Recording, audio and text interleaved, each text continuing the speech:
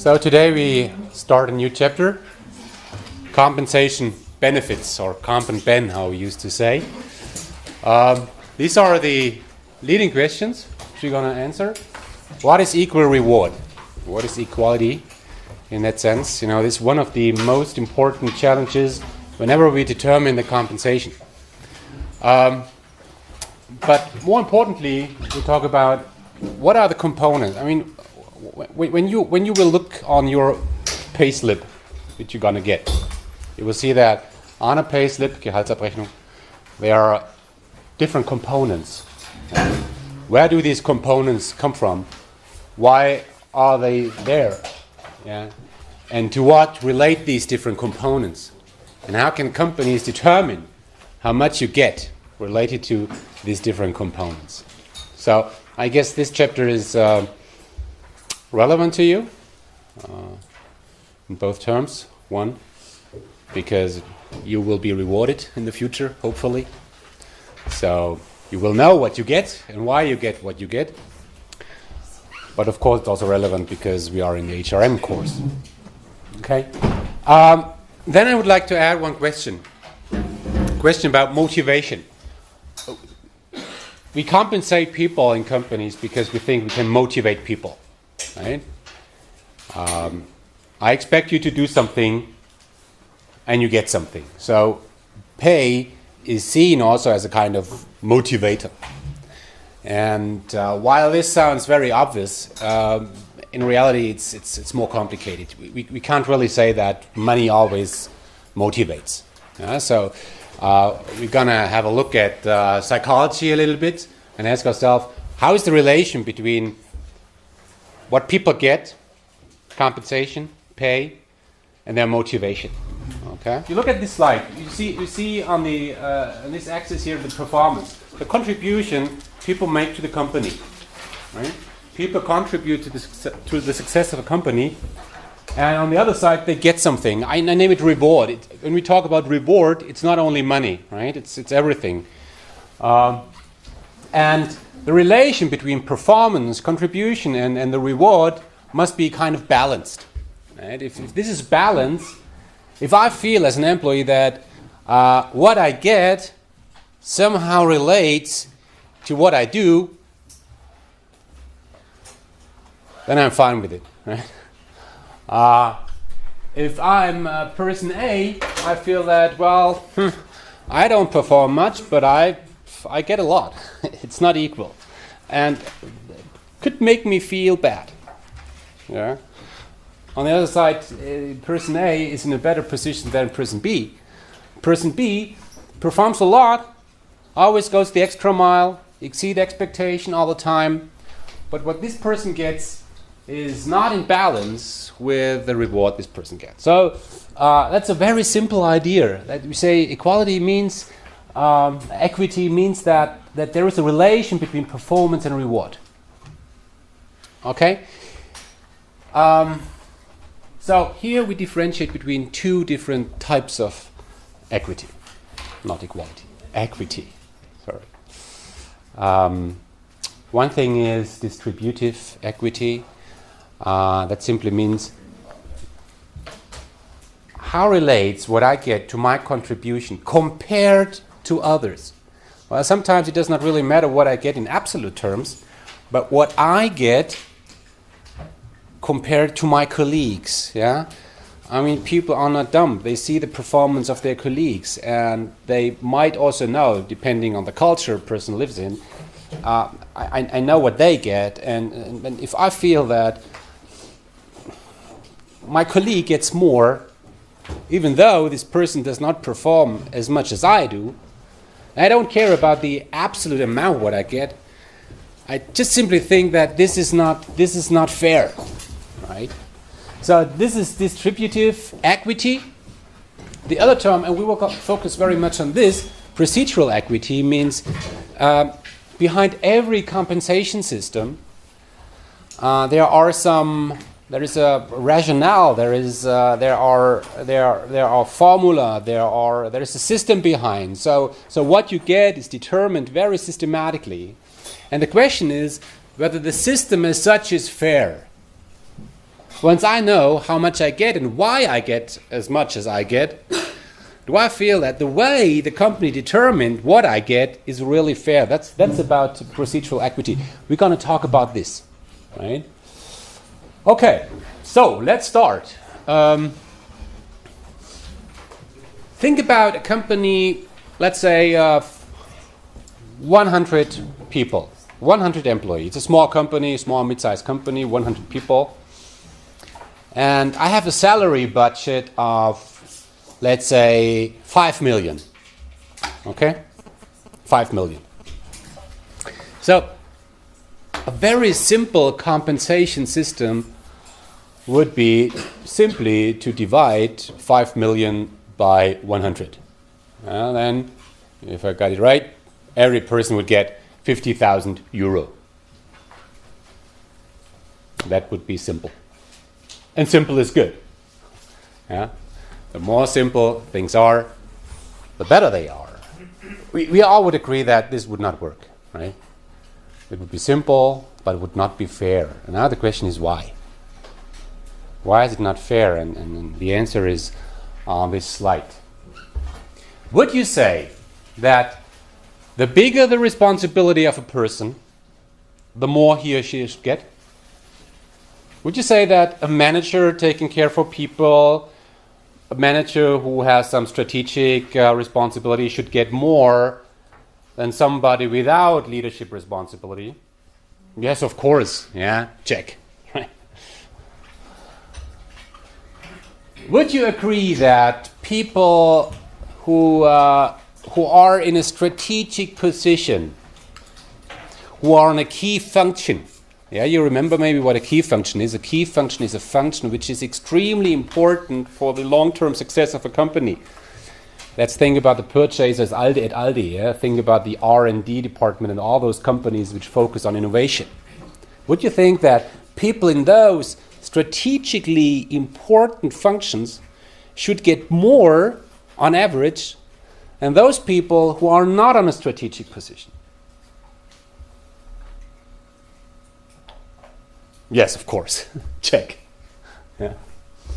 Okay, we can say, well, okay, responsibility, that's fine. Strategic relevance, okay. But isn't it about performance? Isn't it that we want people who perform better should earn more than those who perform worse, perform less? Would you agree? Yes, of course. Check. Yeah. Would you say that a person that has a university degree should earn more than a person without a university degree? Yes, of course. Should somebody with a doctoral degree earn more than somebody without a doctoral degree? Yes. Why? Why? Higher qualification? Yeah. But is it really about, do I pay for qualification or do I pay for performance? Yeah, I think it's a bit difficult because Yeah.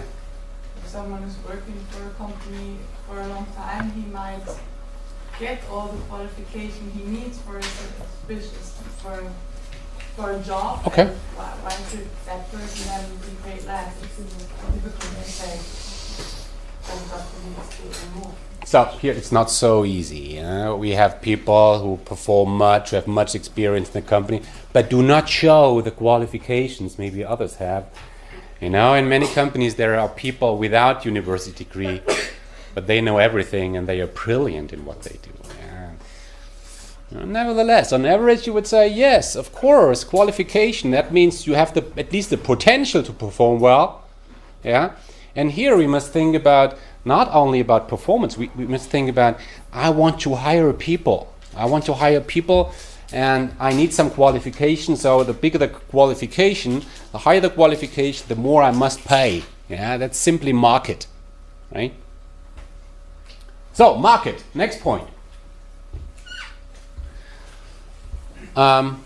When I determine the compensation of the people, does it make sense to look at what other companies pay?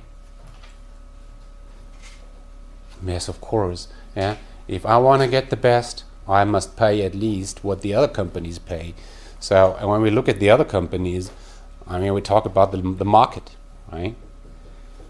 Okay. So the market comes into play. I have to consider the market, not only the internal factors. Right? Okay, fine. But is it at the end not about the company's success? This is not about that. We must be profitable. We must generate revenue. We want to achieve our goals, whatever they are. And would you agree that the more successful the company is, the more the people should earn? Yes, of course. Check. Cost of living. Should somebody who works, let's say as a teacher in Munich, should earn more than a teacher in Bad Schussenried? Yes, of course, because cost of living in Munich, Paris, yeah, is significantly higher than in somewhere nowhere. Okay? I mean, compensation is there that people, the employee, can spend their cost of living. Cost of living. Yeah? Then the civil status. Would you agree that somebody who is married and has children should earn more than somebody who is a single? No. Are you single? Oh, Yeah. I'm not allowed to ask you this as a professor. He asked me whether I'm single. Yeah, but in some organizations, at least here at the university, this rule is applied. Yeah, professors who have children earn more than professors without children. Tenure. The more years I spend with a company, the longer I'm with a company, the more I earn. Does that make sense? That's what Sarah's point was, I think, earlier. Yeah. There's underqualified people in the company still making money. Yeah. So you have people which are with the company for 10, 20 years. They know everything. They know everything about the products, the procedures, the customers, the technology, and everything. So there is the idea that the more time you spend with the company, the better you are, which is not always true, as we all know. The idea is here to say, well, the longer you stay with a company, the more you get. Okay? In public services, this is the case. Yeah, your salary gradually increase over the years. So, what is the message of this slide? This is, by the way, not a slide which you should learn by heart. Really, even myself, I could not repeat this by heart. Yeah, but you should be able to understand why these factors are there and what they mean, right? But the most important message on this slide is simply it's complicated, right? So if you are an HR director, and remember our case, we have 100 people, 5 million salary budget, and you have to distribute these 5 million across the 100 people. If this is all valid, if it's reasonable to consider all these factors, how must the compensation system look like?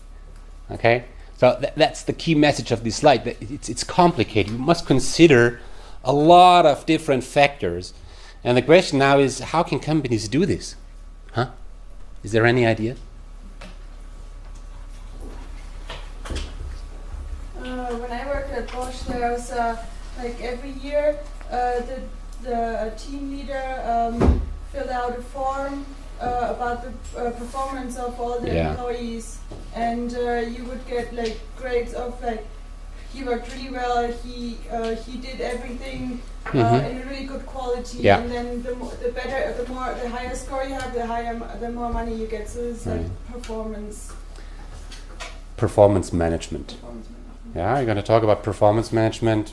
maybe in the next session, the session after next session. It's a system where the manager and the employee get together once a year at least, talk about the performance of the employee, sometimes about the performance of the manager. And this determines variable pay. Yeah. But this is true. This is one answer, but it's just one answer because that relates to just one factor. That relates to performance. Yeah. How can we consider all the rest? Yeah. The answer is we have to have different components. Right? One component of what you get relates to performance. One component relates to responsibility. Another relates to qualification.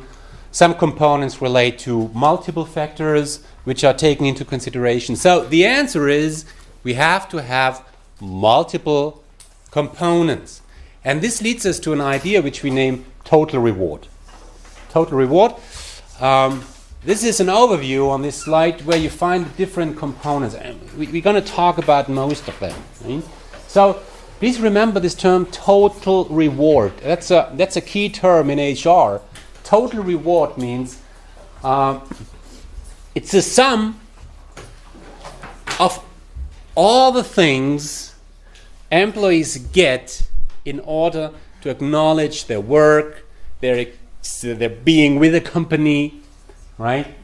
And there are non-financial rewards, appreciation,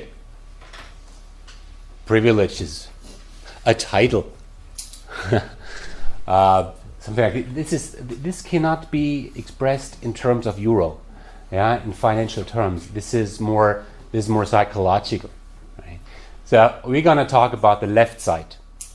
Are those things which can be expressed in financial terms, even though some components are not given to the people in terms of money. Okay, so let's talk about total compensation, which is one big piece of total reward. And here we have base pay. Base pay is a fixed salary which you get maybe on a monthly basis. Right? This particular relates to your responsibility and to the market. We're going to talk about this in more detail. Base pay. So in the next half hour I'm going to tell you how companies can build a base pay system. Then we have variable pay on individual level or group level and on organization level. Okay? And also there are different components. We're going to talk about all of these. And then probably you get benefits on top of everything, like free lunch, a company car, can use your iPhone for private things, insurances, pension, different services. It's quite a lot. We're going to talk about this as well. Okay? So, let's talk about base pay system. Base pay. This is probably the biggest piece. Yeah. Again, it's what you really get on a regular basis, something that is agreed on in your working contract. Okay? Okay, how does that work? Let's have an example. Give me an example of any kind of job. What should we take? Any job, not professor. Any example? Do you have an idea? Dentist. Sorry? Dentist. A dentist. Okay. So we are a big hospital. Yeah, we are a big hospital. We do not talk about the one single dentist company. We talk about hospital, and we have 20, 50 dentists, right? And the question is, how much should the dentist earn? Okay. Now the first thing we do is we try to understand dentist. What does a dentist do? What is a dentist? I mean, it might sound like a silly question. We all know what a dentist is, but sometimes it's not that clear. Do you know what a key account manager does? Do you know what a SharePoint implementation architect does? Nowadays we have jobs which you've never heard of. So the first thing is, okay, it's the question about this job, and how much somebody should earn with this specific responsibility. The question is really, what is the responsibility? What is this job all about? We spoke about this. It's about job analysis, right? It's about understanding the nature of the job.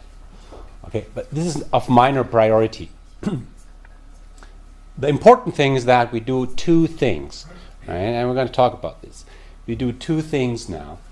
We do a job evaluation. We evaluate the job of the dentist. How much is the responsibility of a dentist worth? Yeah?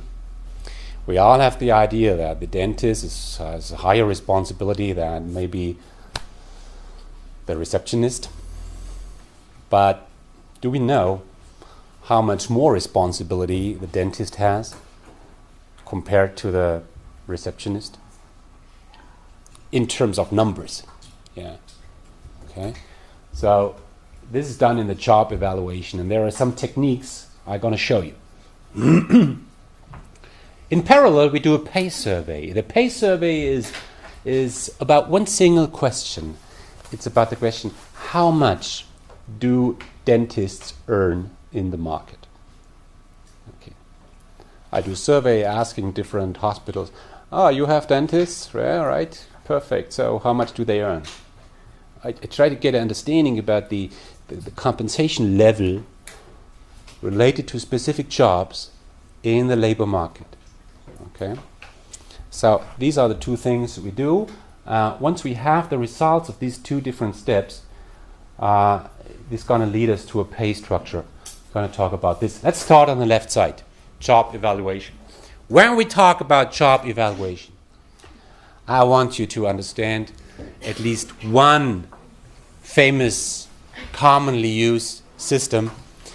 It's a system invented by a consulting firm called HEY.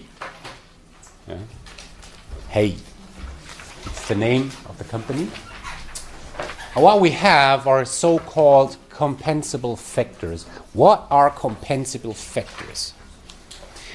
Compensable factors are factors that allow us really to evaluate each and every job in the world. Okay? Is it a gardener? Is it a dentist? Is it a pilot? Is it a professor? Any kind, right? So, and the idea is we use these factors and now we can determine the value of the job. Okay? Now, let's have a look. One field is about knowledge, qualification, competencies. Okay? Now, this field is divided into three different factors. One is functional expertise, then we have managerial skills, human relations. Yeah? Let's make a very concrete example. I need a chalk. Now we have the dentist. Give me another example.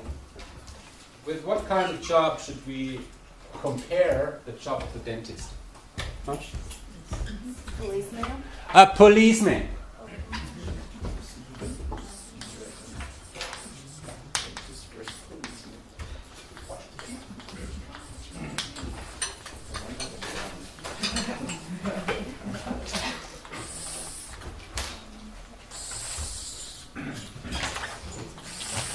Who should earn more? Who should earn more?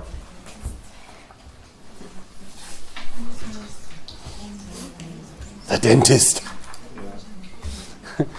He has a doctoral degree. Difficult. One is responsible for the life of others and the other one too. Right.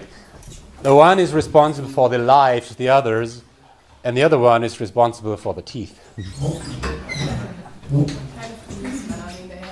High policemen and ones who are only sitting in the office. The regular policeman walking around here, right? Okay, good question. Let's be focused on this.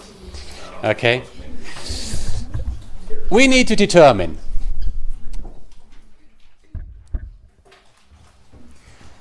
how much functional expertise must a dentist or a policeman have on a range from 0 to 8. You see the numbers here? We can, on maximum, we can assign 8 points to functional expertise. So let's look at the dentist and the policeman.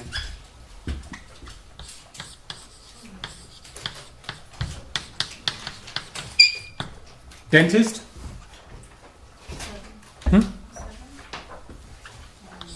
Policeman? 3. I don't know.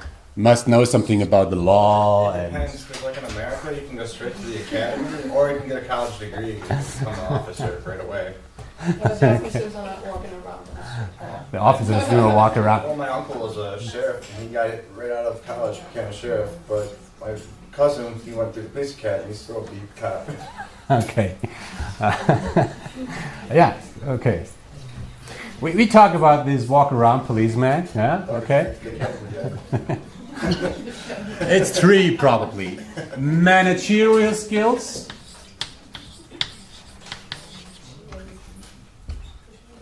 Huh? Not so much on both, right? The dentist. Huh? 2. Policeman.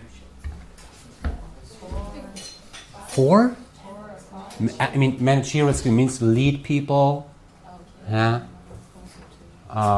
Yeah, it's I less. think the dentist has to have a lot more managerial skills. Yeah, I mean, much more. He has to tell his people what's going to happen in his office. At least the dentist has a team. Right. Yeah. He's the head Depending of on the the team. size of the practice. Sure. If Sure. you're looking at major hospitals, We talk about the hospital dentist, but even then, he has a team around. He has to lead some people, has to coordinate. Yeah. So let's say 3, 1.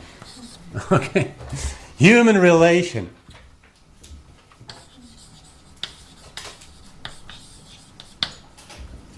Dealing with people, yeah? Solving conflicts, building networks, acting in a social environment. Huh? The dentist. I think a policeman is a lot more exposed to dealing with difficult people, challenging people. The interaction of the policeman is always complicated. Yeah. Yeah. While for the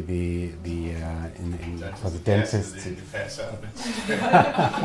So I think 1 in 5. I think the dentist is in a better, easier position than the policeman. But on the other side, the dentist is also very personal with his patients. For Yeah. example, if they're feared, Yeah. You need a lot of empathy. Yeah, dealing with the people. They have fear. I mean, the people, the policemen treat also have fear, but for different reasons. So, let's say for both 3, okay? Problem solving. The environment, is it complicated? Is it constantly changing? Is it dynamic? Yeah, do you have to deal with uncertainty, things like this? How is it with a dentist? I think it's pretty consistent. Pretty consistent. 1 or 2.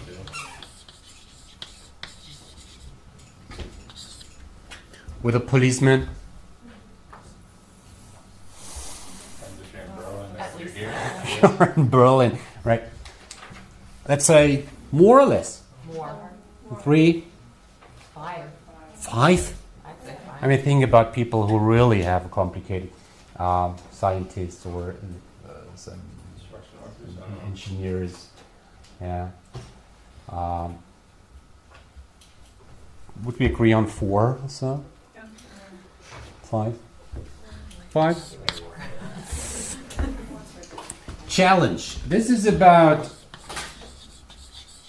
not about the environment in which I work, how uncertain this is, how dynamic this is. It's about the challenges as such. Are the problems a dentist solve huge or small? And the same with the policeman. How would you say? We saw it with the dentist, very consistent. Sometimes you have an issue and you're going to solve it. So, what would you say? Two. The problems always stay the same. Basically. Same problems every day with the policeman. More. Accountability. Freedom to act.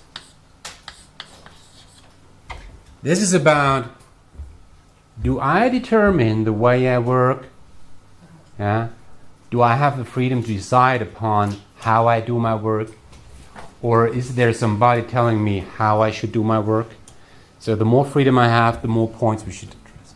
I think policemen have to, they work for the government, so they have to follow a certain set of rules. Yeah. Whereas a dentist certainly has to follow a certain procedure, Yeah. but has more freedom in deciding, am I using this method to treat this patient's teeth, or Yeah. I have the freedom to decide what to do, but Right. then once I've decided what to do, what kind of filling take do I out this want? tooth. Yeah, Let's do it. yeah.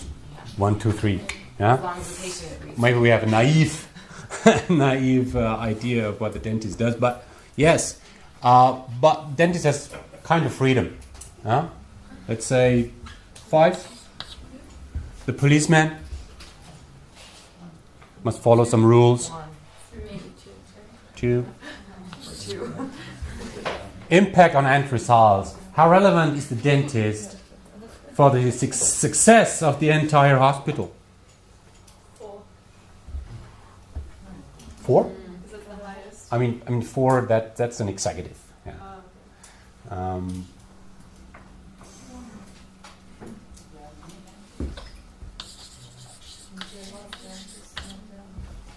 Impact on end results. Am I really responsible for what we have at the end?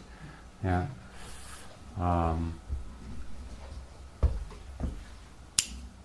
That's rather vague. Yeah. Let's put 2 on both. It's easy. Now, let's sum up.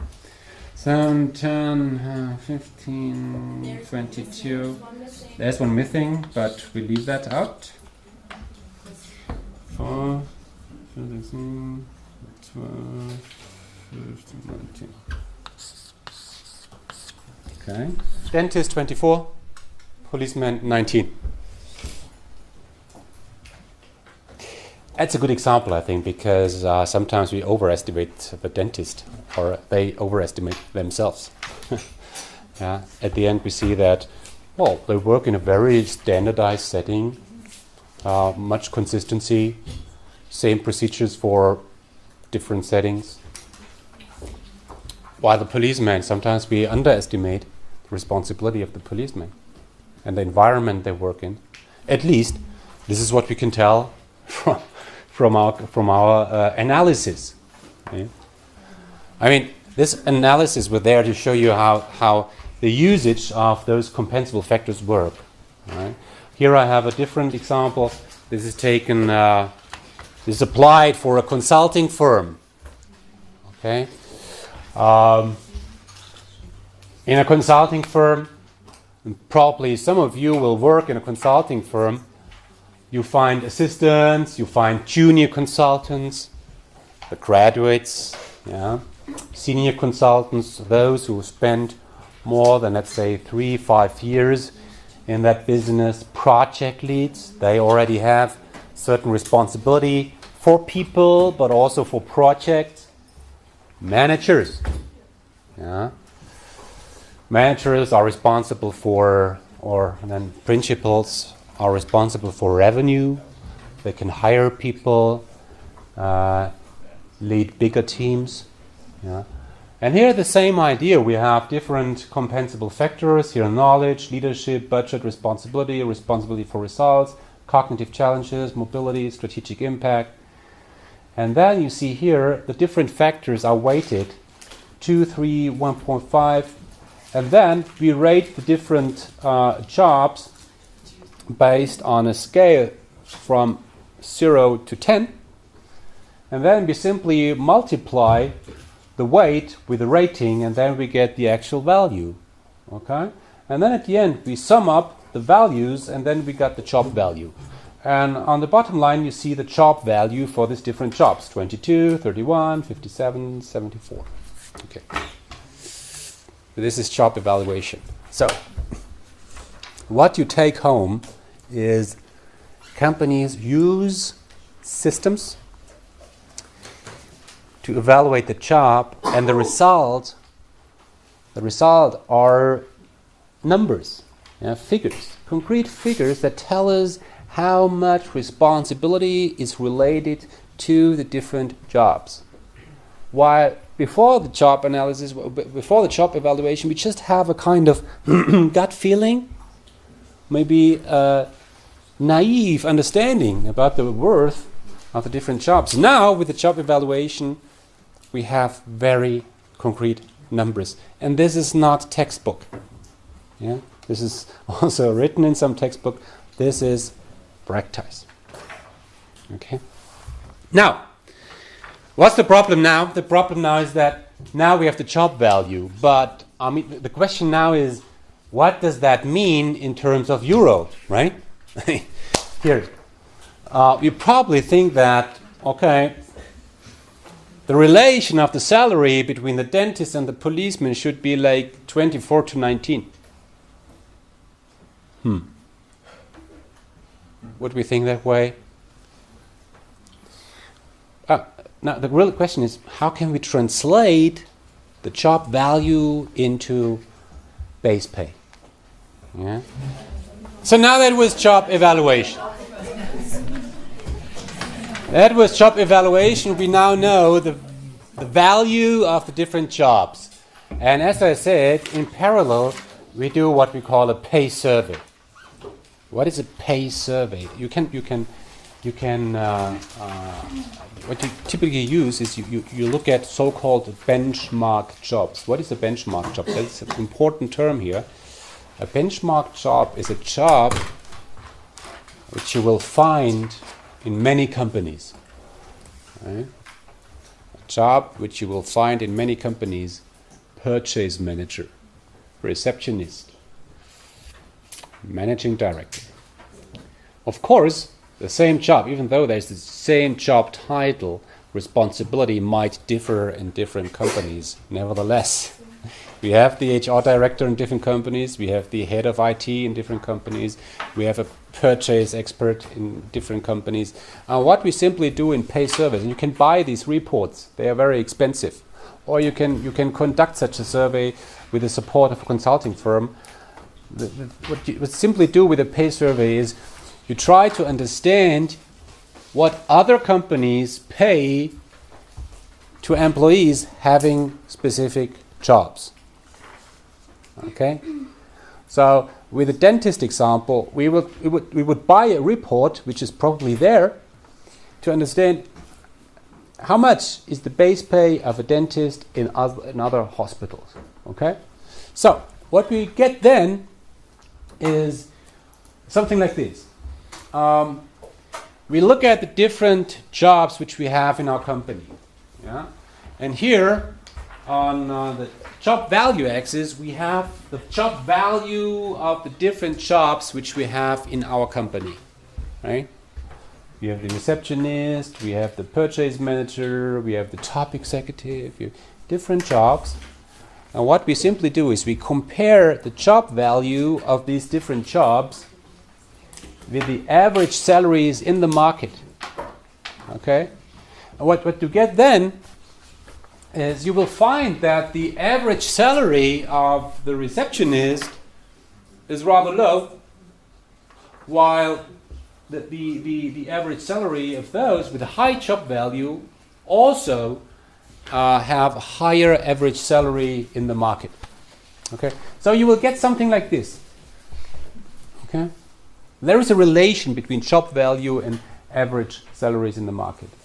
Now, if you want to understand the relationship between these two, we use a method which I have already mentioned when we talked about candidate selection.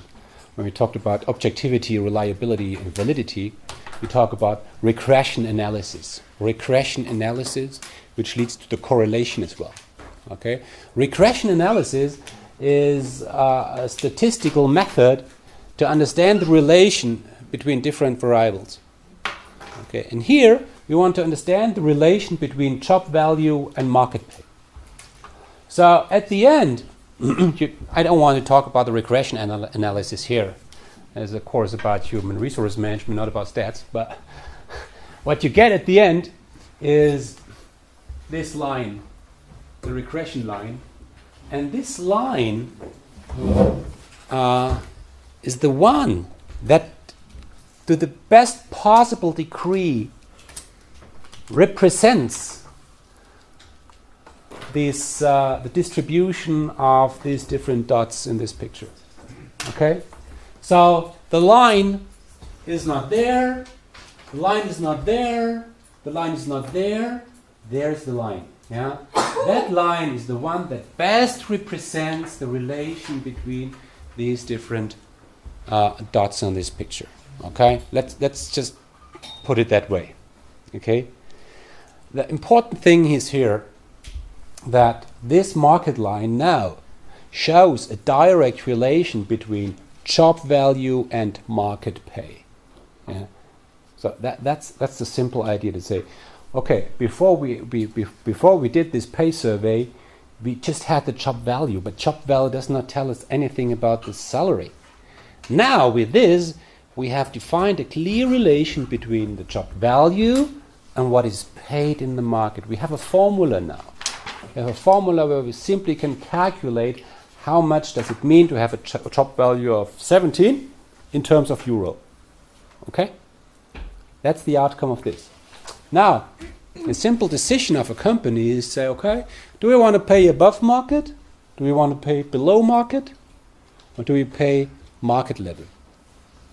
If we pay market level, you're going to end up like this. And this is a very important picture.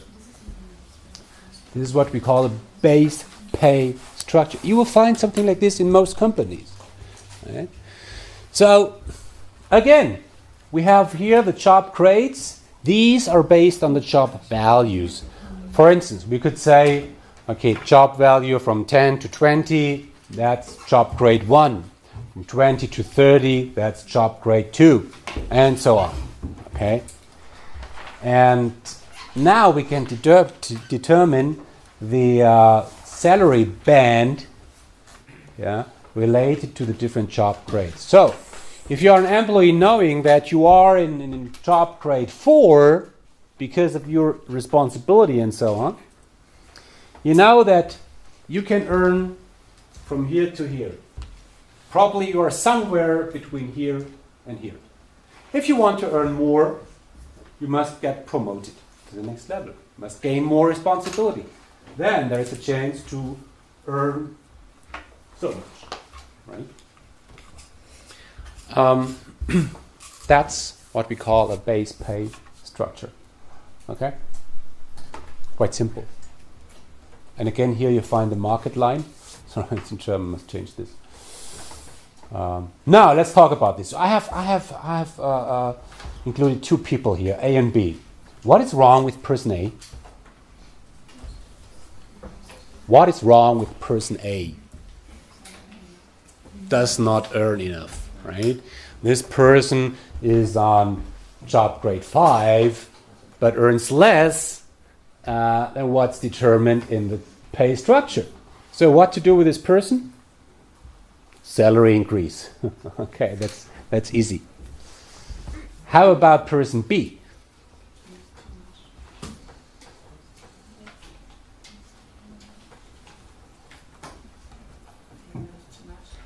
Throw him or her out.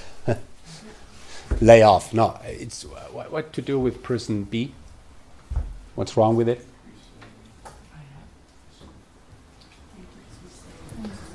Maybe give him more responsibility. Right. Give this person more responsibility. Move him or her to level 6 maybe. Yeah. That's not always so easy. Yeah. Things like this happen. And of course, in some companies, the managers bypass the pay structure and find solutions for this. I've experienced something like this in my own career. I mean, I said that this is not only textbook, this is also practice. But as we know many times in HR, people are not dumb.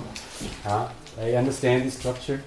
Once they really want that a person gets more, if you really want to retain a person, if you want to really hire a specific person, but the pay structure does not allow to pay a certain amount, you will find a solution. Okay, so that's something I want you to know. So, while this all makes sense to a certain extent, there are really some advantages and disadvantages, or let's say opportunities and strengths. I want to talk about this for some minutes. Well, the good thing about job evaluation, about pay structure, and so is that you really have a common foundation for compensation-related decisions. Everybody knows this is what I get once I have this particular job grade. Please. I have a question. Please. We had this HAZE system. I thought it was used to evaluate the job Right? due to different criteria. Right. But I was wondering, where is the security aspect? I mean, there are certainly some jobs that have a high risk in security and some don't. Isn't this considered anywhere? What do you mean by security aspect? Yeah, I mean, okay, policemen, there are different responsibility levels, but there are some policemen who have to deal with Danger. Yeah, with Risk. danger, or maybe people working in mines, whatever. Yeah, that applies. That applies to the problem-solving field. This is Yeah, okay. definitely. This is my question. Yeah. Okay. Okay. So it's always good to tell the people, we have a common system. Everybody knows what you get on certain grades. Yeah, that makes things clear. Yeah, and every manager knows if I hire an employee for this job grade, this is what I can pay, not less, not more. Right?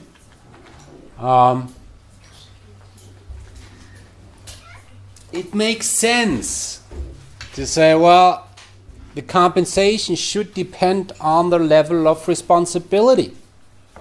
Yeah, the higher the responsibility, the more you get, and that's the best. What I've shown you is the best way really to determine this. You will have a look at the responsibility, you look what the market pays, and then you come up with a conclusion. That's the best possible way to shape equity in that sense. Yeah.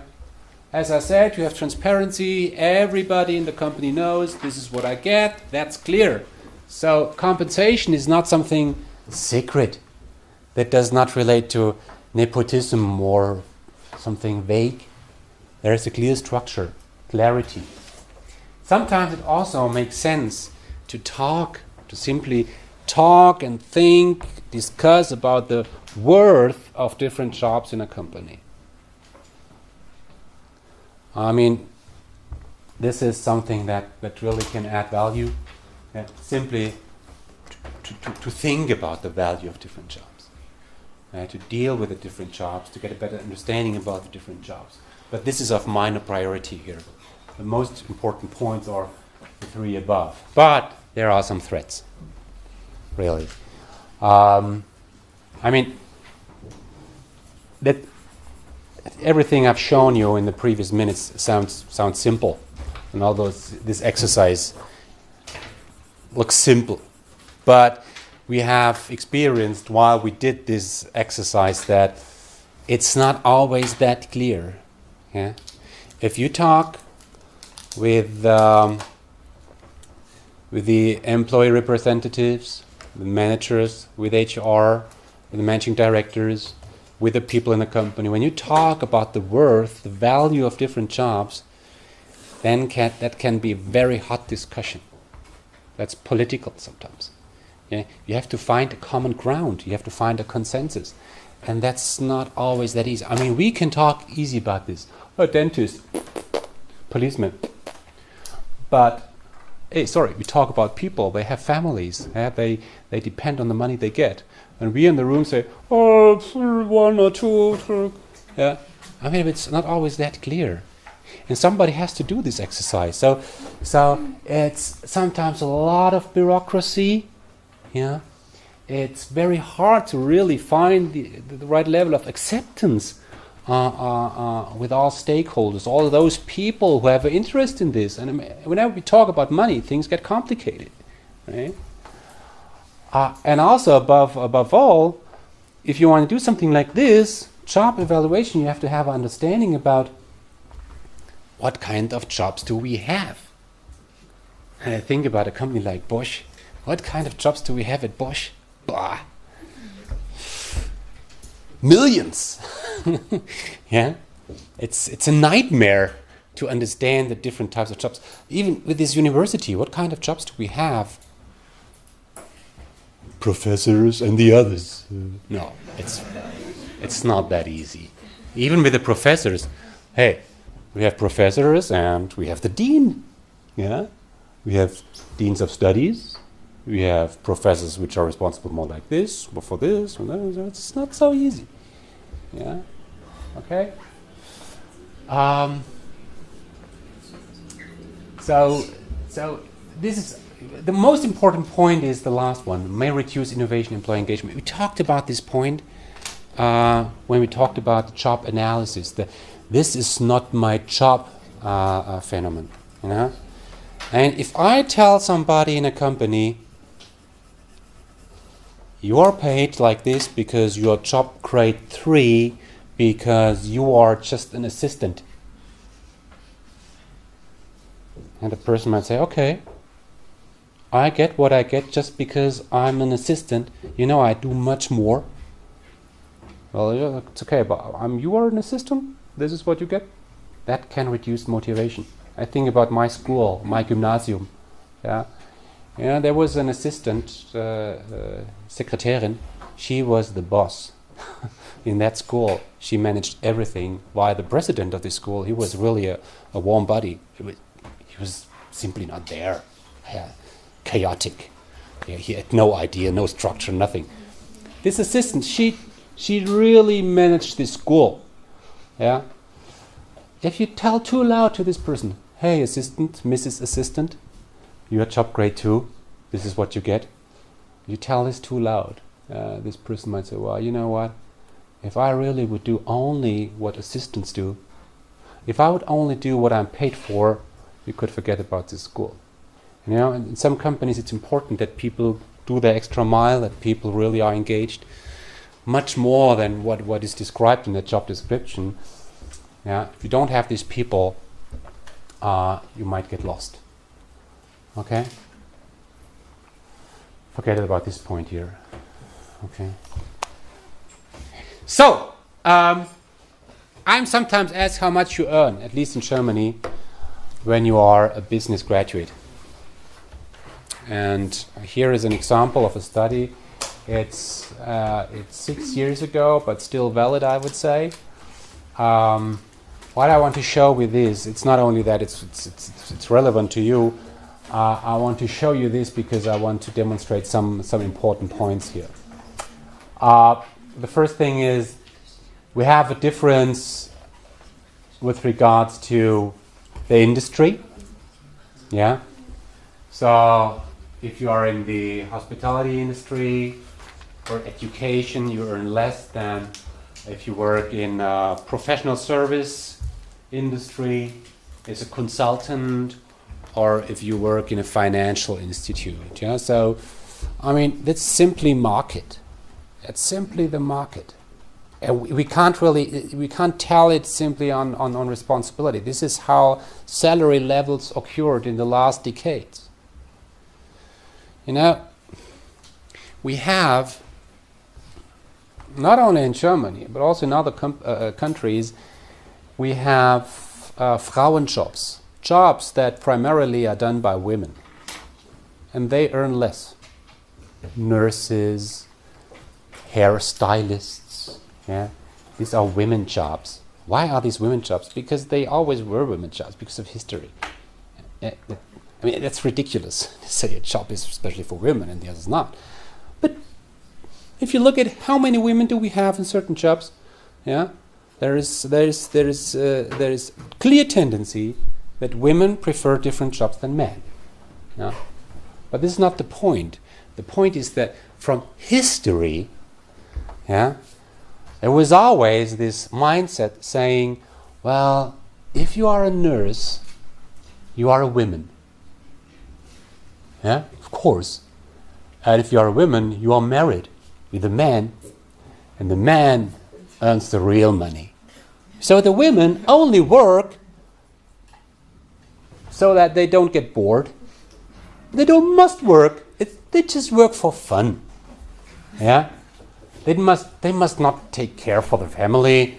Work is fun. Okay, they should get something, but they don't need to be paid so much that they can really spend their cost of living.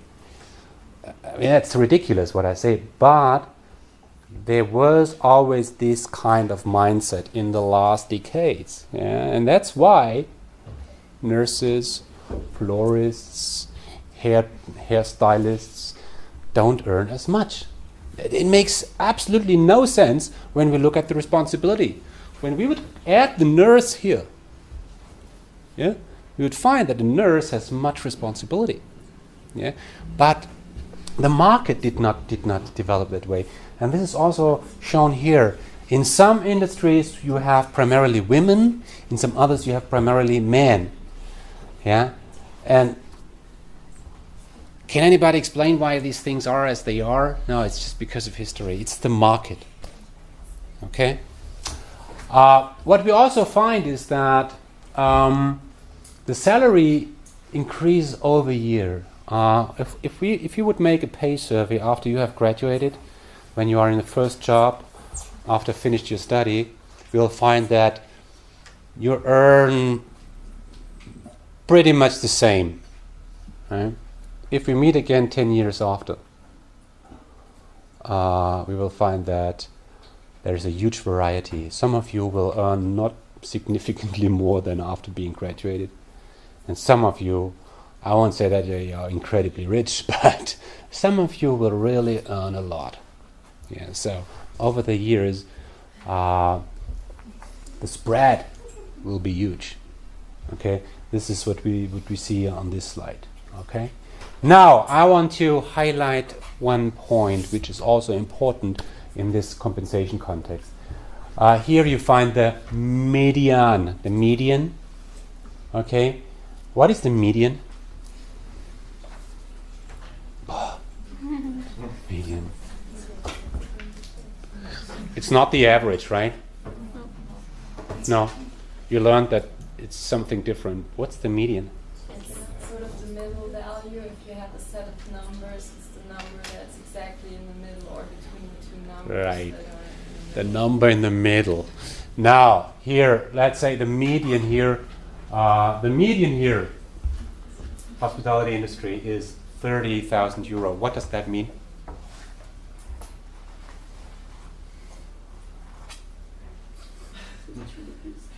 What does that mean? 30,000. Median. We learned it's the middle. Okay, but what does that mean? That means that basically 50% of the other workers earn less and the other 50% earn more. Right, that's it. 50% of the people in this industry earn more than 30,000 and 50% earn less. Perfect. Thank you. Yeah. We can't say this for the average. We can't say that.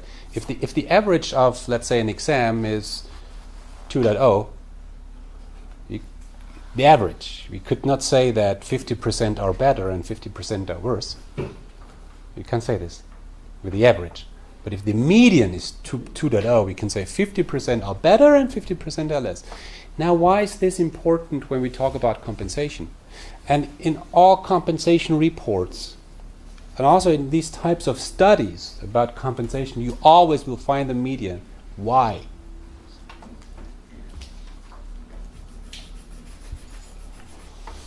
What is special about the median?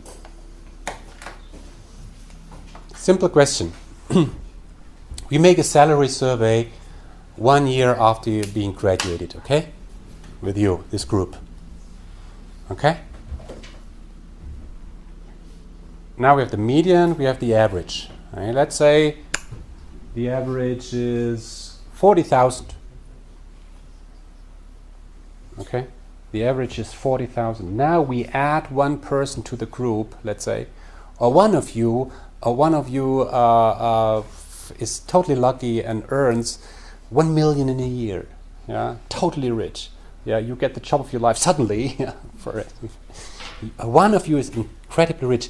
How will this one single person who now is exceptionally rich, how will this person affect the average?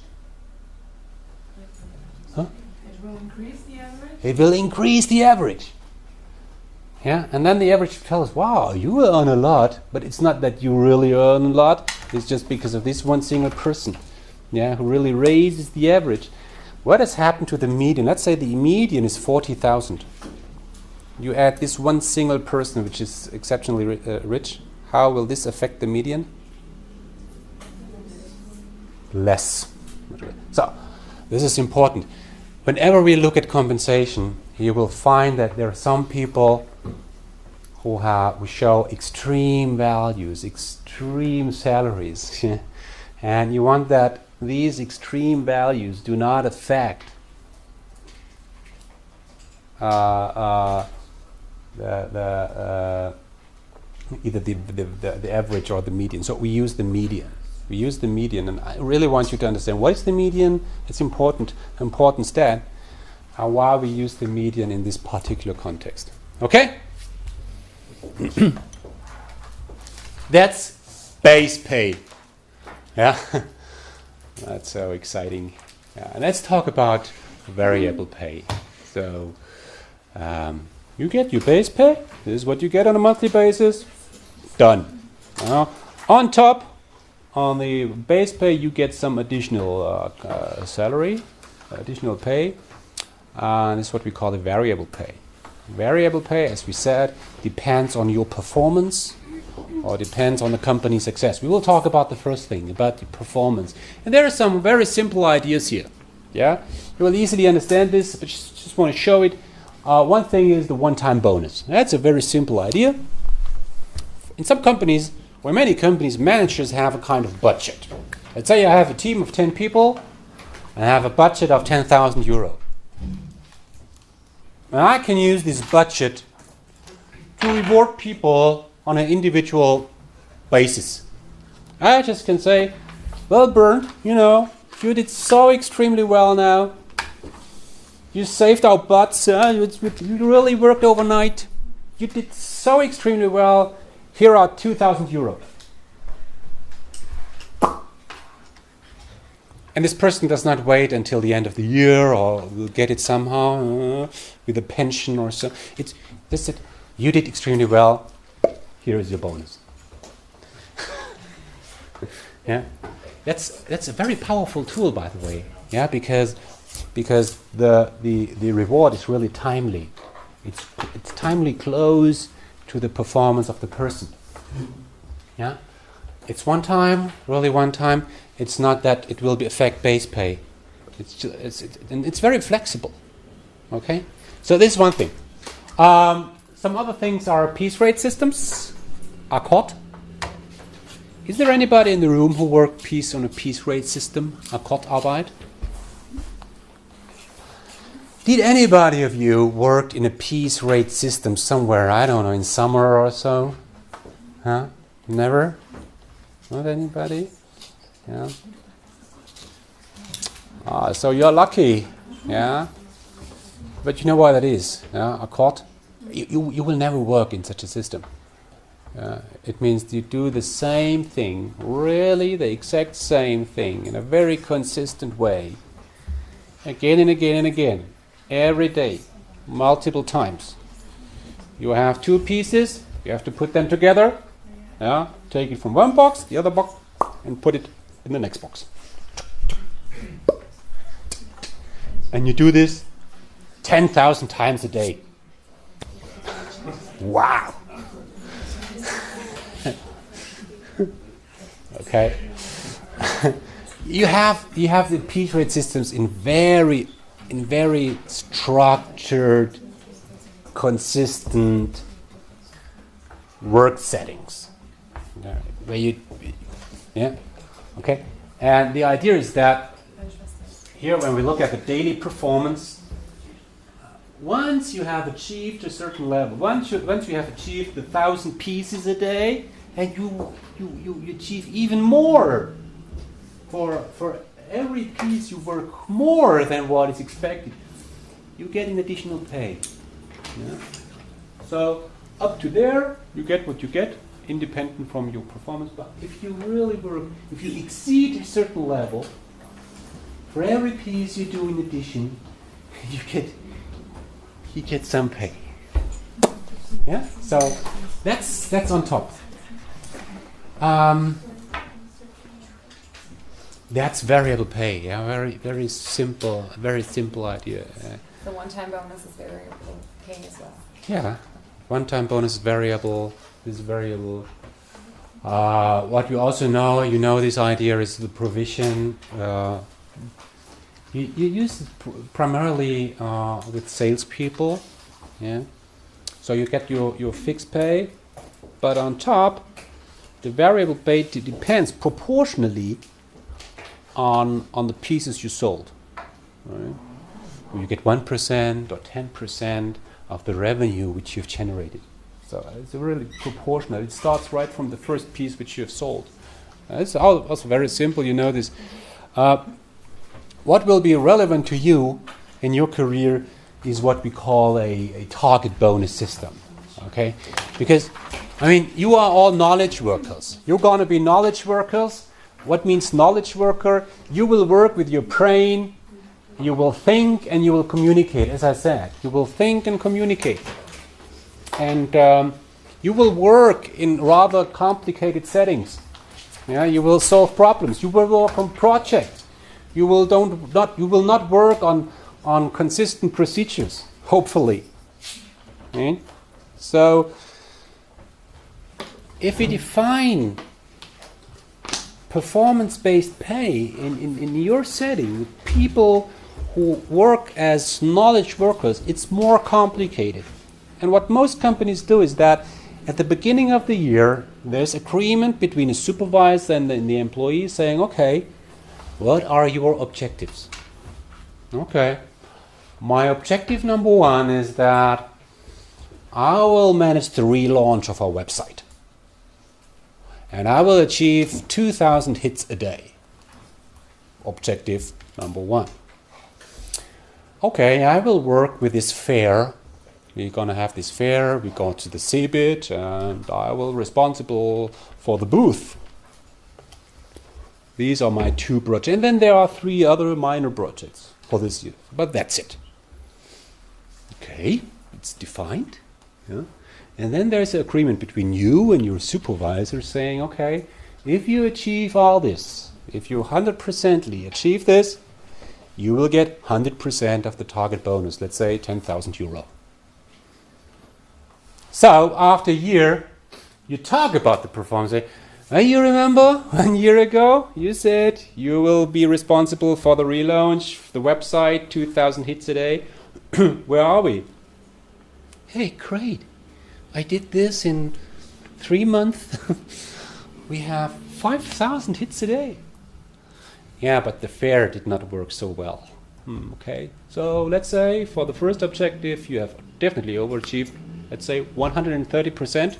Let's say 140. Okay, 135. But with the other, you were only 90%. Okay, in sum, you have achieved 121% of your objectives.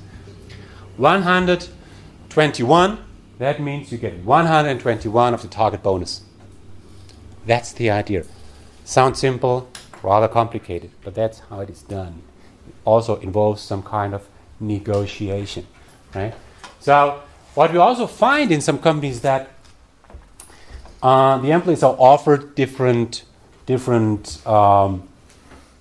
modes, different models, A or B. Now let's say you are a person saying, well, I'm never sure whether I achieve my objectives. To be honest, I think I'm a loser.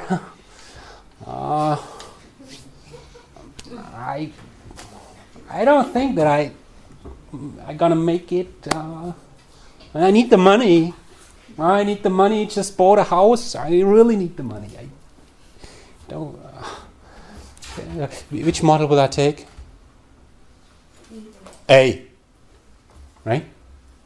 If I say, well, I will always overachieve. I'm a natural born winner. Yeah. I love risk taking. No risk, no fun. I'm gonna take B. That relates to the idea that people have different risk preferences, yeah, and you can offer different models to these different people. Okay, so this is variable pay related to performance. Okay, when you look at the textbook, you will find that all these ideas are related to individuals. Yeah, you can use the one-time bonus, piece rate system, provision, target bonus. You can use all these things for individuals, and for groups, it's different. In fact, it's not. Yeah? You can use all these things, the one-time bonus, provision, piece rate system, target bonus. You can apply all these ideas also for groups. It's more or less the same. Yeah, a little bit more complicated, but the idea is more or less the same. Okay. Here's a story for you. There was an old man, yeah, and in his yard there were some kids playing football, soccer, and that drove him crazy, right? So the old man really wanted to get rid of these kids. So what's the traditional approach? Shouting at the kids. Shout. Shooting? Throw them out. Huh? Throw them out. Now, this guy was smart, and he did a kind of paradox treatment. He told the kids, you know what? I like you to play football in my yard. That's really great. And for playing football in my yard, every one of you gets €1. Okay, great. 2 days later, the old man told to the boys, you know what, I really love you to play football in my yard. You get 50 cents. Great.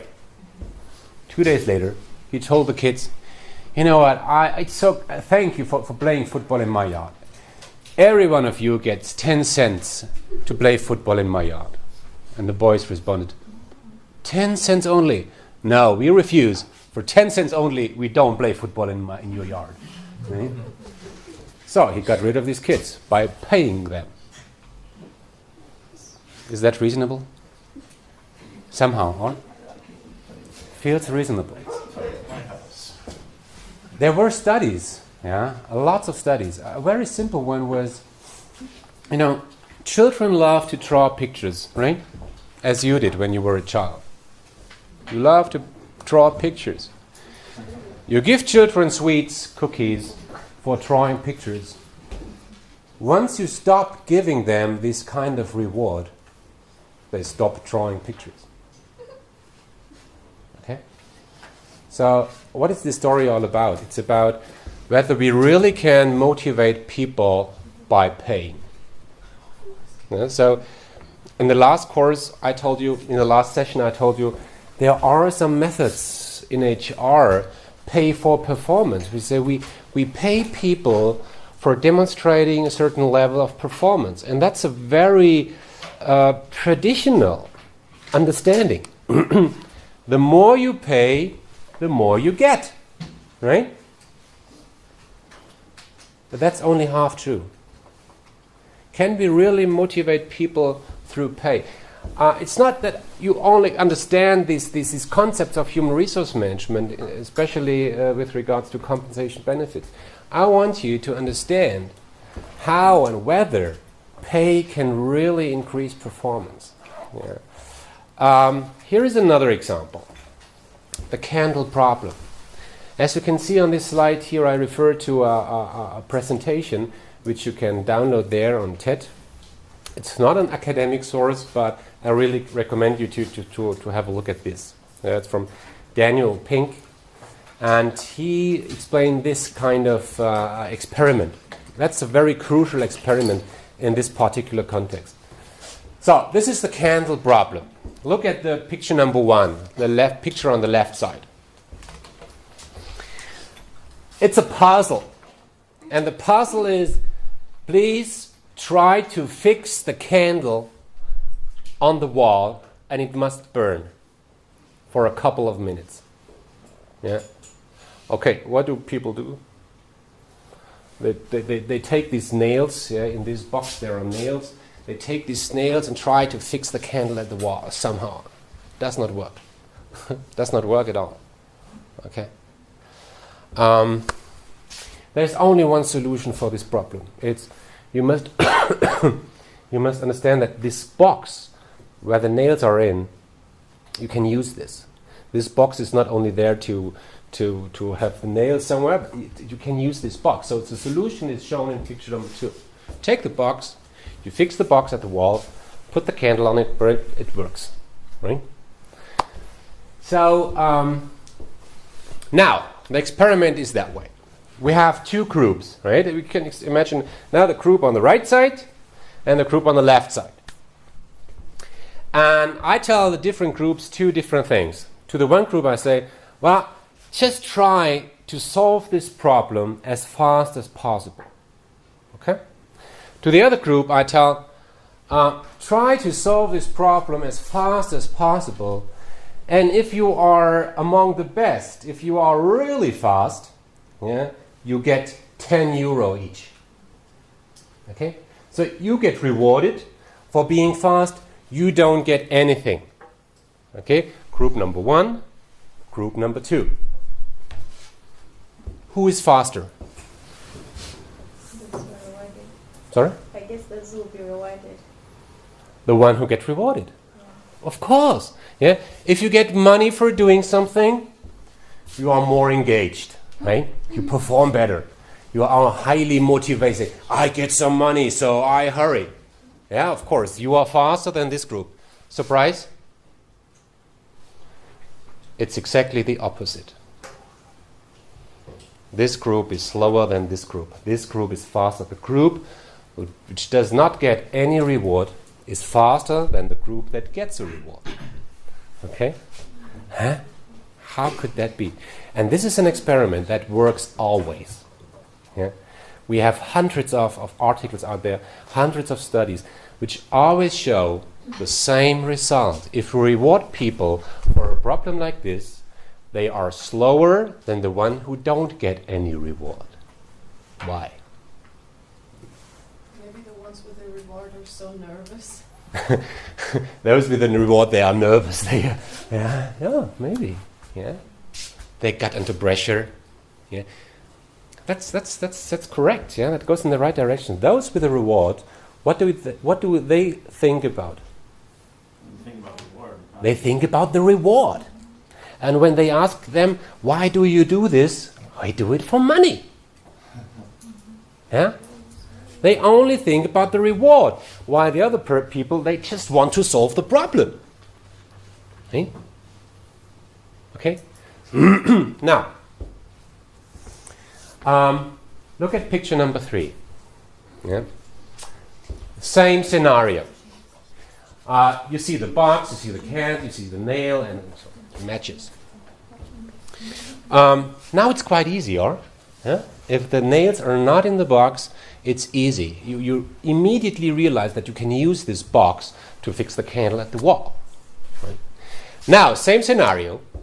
I tell this group number 1, well, fix the candle at the wall and you don't get any reward. To this group, number 2, I say, well, fix the candle at the wall. You get a reward if you are really fast.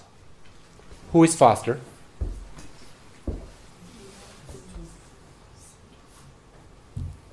Who thinks number 1? Who thinks number 2? Okay. Group number 2 is right. Yeah? So the group that gets rewarded is faster. Always. You can do this study again and again and again. Group number 2, the group who gets a reward, is faster. Now, how can that happen? I mean, handle problem number 1, handle problem number 2. For the one without reward, there's no problem to solve. There's no problem to solve. There is no. It's boring. Yeah. Now, what's the difference? The difference in this problem and to this problem is what? The difference is here you have to think. Okay. This is brain work. This is handwork. Okay. If a task is really stupid, yeah, if you don't need to think, if you just work with the hand and you get a reward, you are faster when you get a reward. If you have to think, if you have to be creative, if you have to solve a problem which is complicated, where are multiple different solutions, where you not even know whether there is a solution, in those circumstances, a reward will damage motivation. Okay?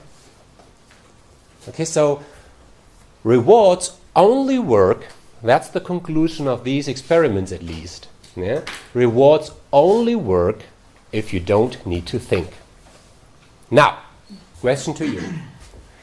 What kind of problems will you solve in your career? I mean, you will be graduates, you will be well-educated employees. Will you solve these kinds of problems? Or will you solve these kinds of problems? Huh? Probably number 1. So probably number 1. Yeah? As I already said, in your work, you will do 2 different things. You will think and you will communicate. Right? While maybe your grandparents or parents of your grandparents, probably they worked with their hands. Yeah? In the age of industrialization, many people simply worked with their hands. They did not think. Sometimes they were not allowed to think. Yeah? Because those who thought were who? The managers. Right? Okay. But now, in our days, it's much more about brain work and it's less about handwork. So please take this. Yeah? Of course, this is only half of the story. We know that, of course, money matters. Yeah? Of course. It matters especially when you select your job. Yeah? If you have 2 options. You have one option in this company and you have one option in this company. And let's assume the situation in both companies is the same. Great people here, great people there, great job there, great people there. It's in the same city. Both companies have good reputation. And so it's really equal. But this company pays you more than this company. Which company will you choose? The first one, of course. Right? So once it comes to the decision which job to take, money plays a role. But don't think that you're gonna be better, you perform better just because of money. Okay. Now there is one thing which I want you to understand, and this is about motivation. Okay. I mean, we could spend the entire course around motivation. It's a very, very exciting field. Human motivation, motivation at work. What makes people really excited about what they do? And when we talk about motivation, I want you to understand that there are 2 different types of motivation. Right? One motivation is intrinsic. Intrinsic motivation, probably you have heard about this concept already. Intrinsic motivation and extrinsic motivation. Intrinsic, extrinsic. What is the difference? Remember the story about the kids playing football in the yard? At the beginning, why did they play football in the yard? Because it was forbidden. because it was forbidden. Yeah, maybe. Yeah. Another. They didn't have a place to play, so it was a play. No, they simply love to play football, right? Sorry. They played football because they love to do it. Why do children draw pictures? Because they love to do it. Why do some people in companies do what they do? Because they love what they do. And I hope, in your case, you will do things which you love to do. Yeah? I want to say that when our kids later on will draw, we're not going to reward them, because if we start to do that, one time they will just stop Right. drawing pictures. So, if children are intrinsically motivated, yeah, they love to draw pictures, and you start to reward them. You give them sweets, you give them cookies. Then they do this because of the sweets. They do this because of the cookies. And this is an extrinsic motivator. You do things because you are rewarded by somebody. Yeah. We also name this sticks and carrots. Yeah. You do things because somebody else, not you, somebody else wants you to do this.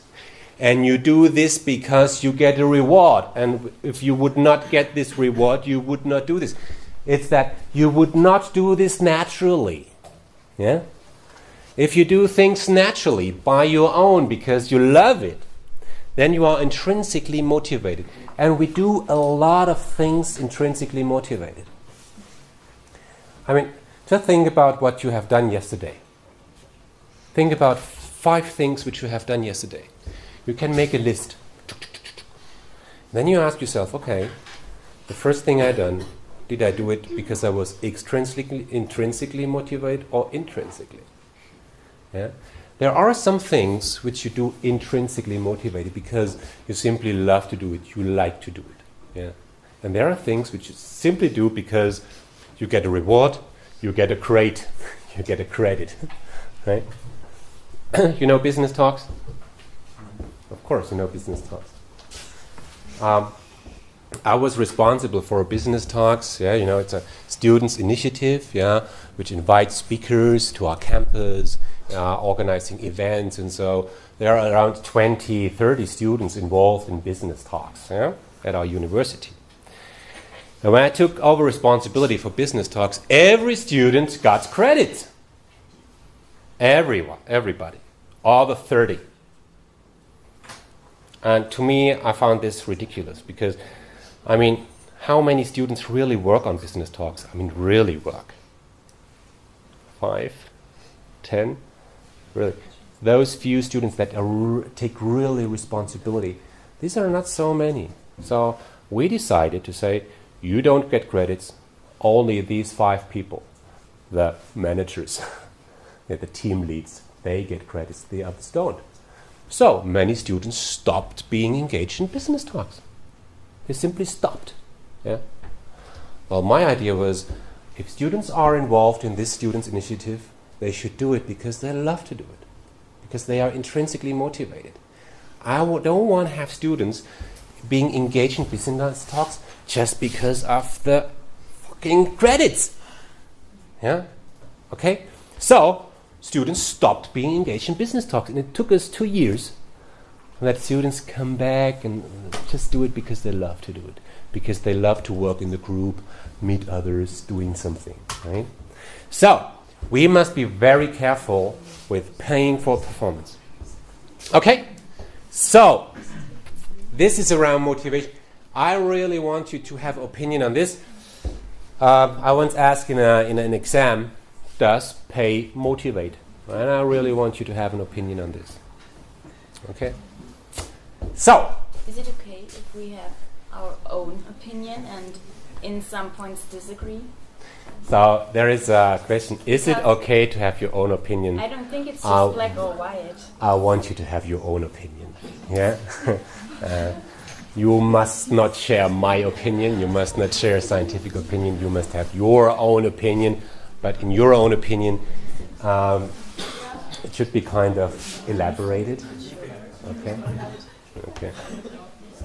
Okay. So, we learned that there is base pay, right? There's base pay. This is the money you get on a monthly basis, maybe. It's just because it's agreed on in your working contract. Okay? And we learned that the base pay very much depends on your responsibility and on what the market typically pays for such kind of job, right? It's base pay. We spoke about this for a while. Then I told you that on top on base pay, that typically is the variable pay, which mainly depends on performance.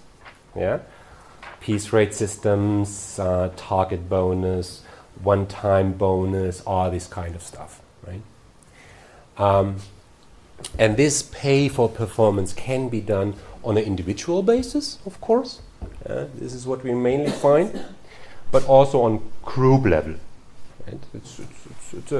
It's a simple idea saying, well, you are a team of 5 people. The better you do, the more you get. Right? You get a provision, you get a bonus for being better. You can do this. Yeah? Does it motivate or not? I don't care at this point of time, right? Okay, at this moment. But there are these kinds of systems on individual basis and on group basis. Now we move to a more general level. Let's talk about pay for organizational success. Okay, so this is the third component. Let's talk about this. And here we have 3 different systems which you need to understand. Yeah? These are the main 3. And I want you to understand these 3. I want you to understand what is the difference and why are they there. What is the idea behind? Okay? The first one is something which you already know. I mean, the first one is kind of clear. Yeah? It's profit sharing. The idea is the more successful a company is, the more you get. Okay? Simple. So, to a certain extent, you just share the risk of the company, yeah, with the people. Yeah? If we don't do well, as a company, I have to pay less. But if we do well, you get more. Okay. Yeah. So you adapt your pay level to the company's success. Let's have an example on this. Right? So just to have a little bit an idea how much that could be. Yeah. Now, I need a joke. Let's think about a company of 1,000 people. Okay? Let's say a company is a supplier in the automotive industry.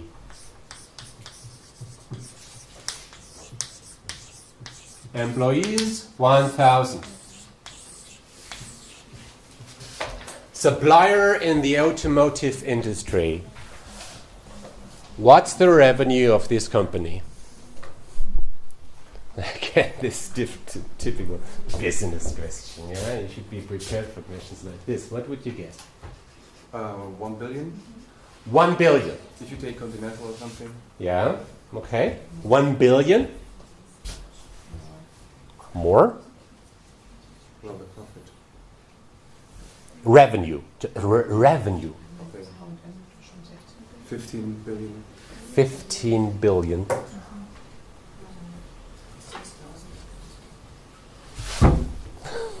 I don't know, it depends on the size of the company 1,000 employees. and what they produce also.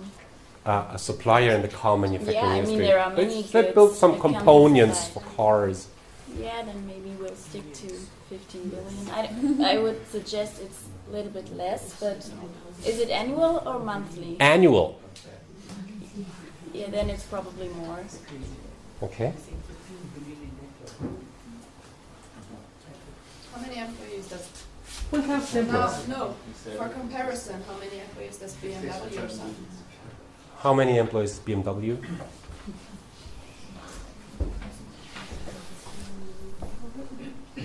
10,000. 10,000 BMW? 15,000.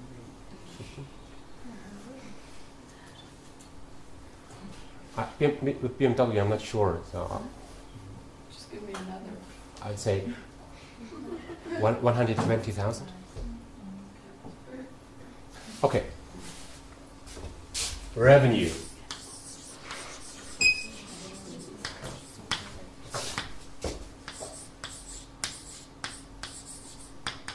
€100 million. 100,000 euro revenue per employee. That's reasonable. Okay.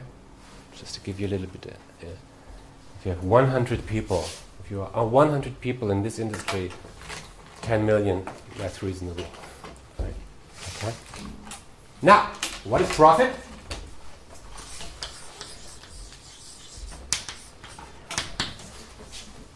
A company like this, what is the profit? Maybe 10%. 10%. They are lucky if they achieve 10%, but let's assume the company does really well. Yeah, then it's 10 million profit. It's probably less. Yeah, the automotive industry is really really tough, very tight. It's probably about 5%. Okay, 10 million. Now let's assume that if you have 10 million profit, what do you do with the profit? What does the company do with the profit? Reinvest. Reinvest, of course. So they would not share the entire profit with the employees. Of course. So let's assume they share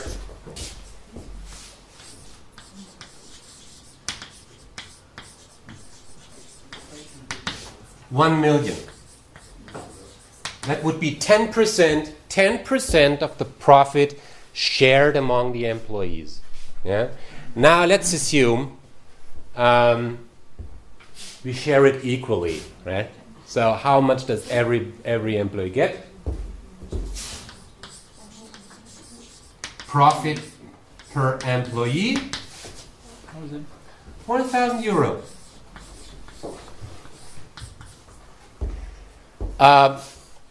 Now you pay taxes on this and everything, so how much is left? 500 euro. Huh? Okay. Profit sharing. That's not so significant, right? It's not that you really can engage people just through profit sharing. That's a minor part, right? Okay, for students, 1,000 euro. That's a hell lot of money. Yeah. If you have family and everything, 1,000 euro. Let's say this is nice, okay? But that's not significant. That's a little bit on top, reduced, subtract the taxes, and so there's not so much left. Okay.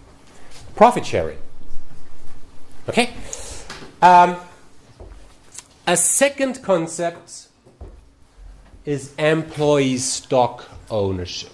What is the idea? You simply make the employees owner of the company. Yeah?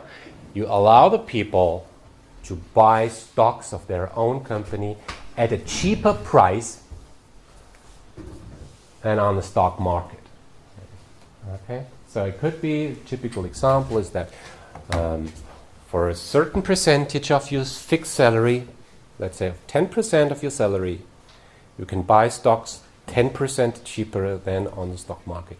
Of course, you have to retain these stocks for a while. Yeah? Otherwise, you would buy the stocks, you would resell it on the stock market, and you would make profit. Of course, you have to keep these stocks for a while. Okay? So you become owner of the company, at least to a certain extent. Okay? You have stocks of your company. If the company is doing well, stock price increases, yeah, and after a while you can sell the stocks and you succeed. If the stock goes down, do you lose money? Depends. You buy, it depends on what? You got 10% discount, Okay. so Stock price decreased by 20%. yeah. You lose money, Yeah. of course. There's a risk. Okay. Okay. So you can win, you can lose. This is stock ownership. I mean, it's a very simple idea. What happens if people have stocks of their own company? What do they do when they the first time open the browser in the morning, what do? See the stock price. They check the stock price. And once you have stocks of your own company, the stock price of your own company becomes relevant to you and you are interested in how well the company does. Is that good? Yeah. Yes, of course. I think it's good. If the employees know how the company is doing. Okay? So this is a way to really make the people more engaged with the company. We should not overestimate the effect of stock ownership, but at least to a certain extent, the company success becomes kind of relevant to the people. Okay? And that's a good idea. Okay? Now, this is employee stock ownership. What is employee stock option? Yeah? Now, this is the option, the right to buy a certain number of shares at a specific price. Huh? It's just the right. What does that mean? I have a picture here. Now, let's assume, let's have a very simple example and you will immediately get what that means. Okay? We are here. Yeah? This is the now. Okay? Stock price is €6. Okay? Now, you get the option at this point of time to buy 1,000 stocks, 1,000 at a price of €10. This is what you get. The right option to buy 1,000 stocks at the price of €10. What do? Nothing. Nothing. Okay? Now, the company does like this. Stock price goes down. The company is doing not so well. What do? Nothing. You do nothing. Did you lose money? No. Did you win anything? No. You didn't lose, you didn't win. Just a pity. Okay? I mean, that's the difference, yeah? If you buy stocks, yeah, that was the second approach. If you buy stocks and the company does like this, you lose money. If you get stock options and the price of the stock price goes down, you don't lose. And you don't win. Yeah? Okay. Now, second scenario. Stock price goes like this, and the company is doing well. And now, some years later, we are here. What is the stock price? €13. What can you do at this point of time? Yeah? You buy the stocks. You buy 1,000 stocks at which price? 10. Yeah, that was agreed. You buy 1,000 stocks for €10, €10,000, and what do you do in this particular second? Sell it. You sell it. You buy it and sell it. Yeah? And how much money do you get? 13,000. So it's a difference of €3,000. You win. Okay? You win €3,000. And you have never really owned the stocks. Okay? You just can win. You can't lose. That's the idea. Now, why is that there? I give you some example. Let's get back, let's say, 10 years. Yeah, there was the internet bubble. There were millions of startups, small companies, entrepreneurs which started their own small business. And at that time, the stock option idea was very, very present. Yeah. Now, let's think about this particular situation. A startup company,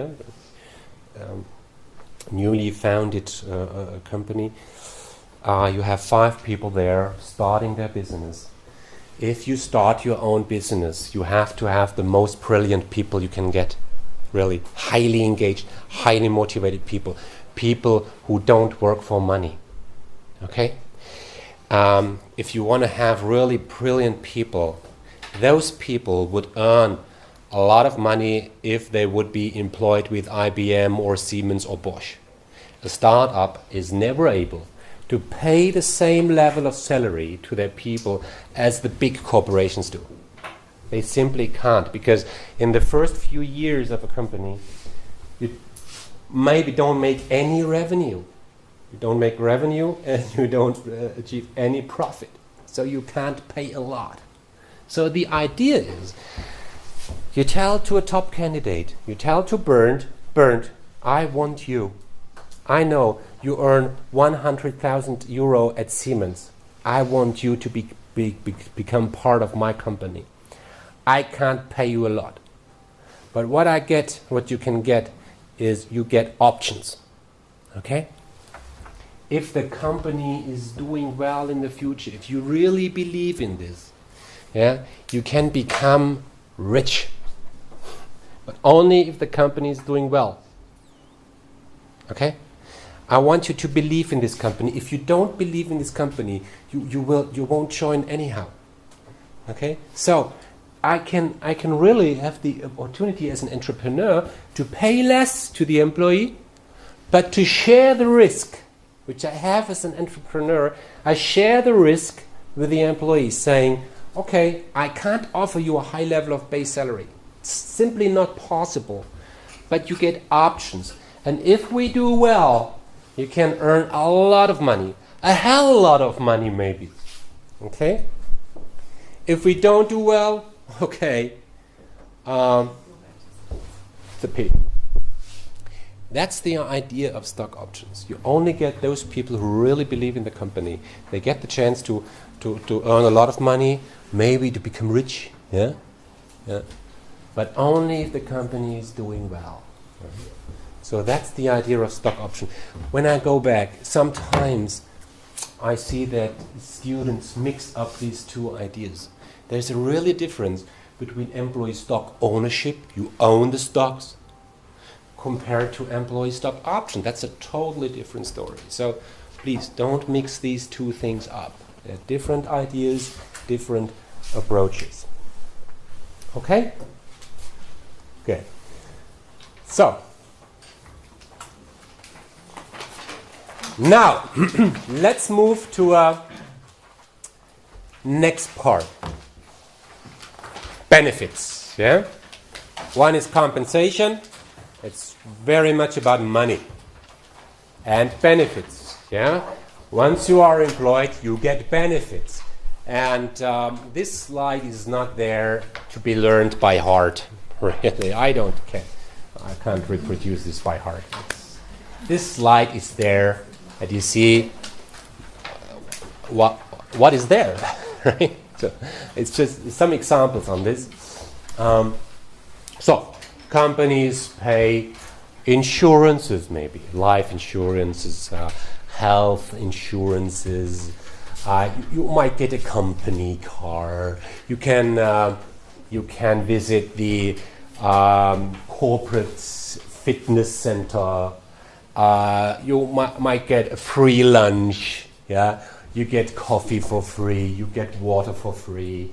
You can use your mobile for private affairs. You can use your laptop, your iPad, the company-owned iPad for private affairs. There is a child care. You have the company kindergarten where you can leave your children while you are at work. There is the corporate hairdresser. There is pension, disability insurances. Maybe for those who get burned out, they get psychiatric counseling. You have a corporate physician. So hundreds of things which are offered to the people on top to what they regularly get. Okay? What is a sabbatical? Have you heard this? A sabbatical. That's the idea that you can have some times off, yeah, spend half a year or an entire year. You just can stop working for an entire year, go sailing around the world for a year, and you can get back. You get the guarantee to work on the same job as before, but you don't get so much salary, or in some countries don't get any salary. Okay, yeah, it's just opportunity. At SAP, we had tennis courts all around the campus. At MLP, you have a beach ball field. Yeah, it's interesting. Yeah, in some companies, you really think that it's more like a fitness center or a sports campus than a working campus. It's kind of interesting. Okay, so you understood what is there, right? Okay, this is just interesting, nice. The most important question around this is, why do companies offer benefits? Huh? To keep their staff motivated. Right. Yeah. It's about psychological aspects. Yeah. So you motivate the people. In history, we always had this kind of entrepreneurs that really show that they care for the people. Yeah? Think about in very former days in history, Krupp, for instance. Krupp, ThyssenKrupp. Yeah? Krupp was an entrepreneur who was very well known for taking care for their people. He built houses for them. Yeah? He invented some other benefits, just for showing that he cares for the employees and the people. Robert Bosch, he was very well known for taking care for the people, and we have this at many places. Yeah, that the entrepreneurs, the founders of the company, really have they're really committed to the well-being of their employees and their families. They want that their people do well, because they believe if they don't do well, yeah, if their families don't do well, they don't work as expected. Okay, so this is around motivation, right? Yeah. Caring for the people. What else?